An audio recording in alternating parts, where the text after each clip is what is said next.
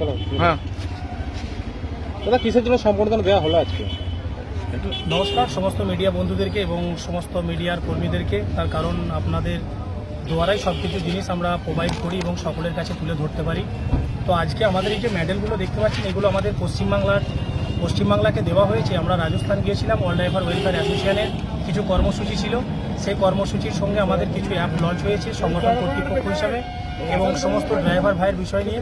তো আজকে আমরা রাজস্থান থেকে পশ্চিমবাংলার জন্য পশ্চিমবাংলার রাজ্য সভাপতি হিসাবে এবং আমাদের নদিয়া জেলার সভাপতি তিনিও গিয়েছিলেন এবং আরেকটি জেলার আমাদের রাজ্য বোর্ডের মেম্বার তিনিও গিয়েছিলেন।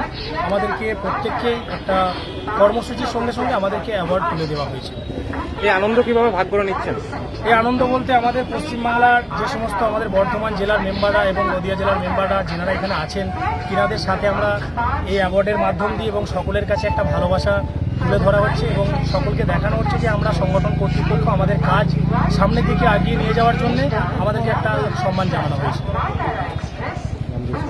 আপনার নাম? আমার নাম আজহার মন্ডল, অল ড্রাইভার ওয়েলফেয়ার অ্যাসোসিয়েশনের ওয়েস্ট বেঙ্গল রাজ্য সভাপতি।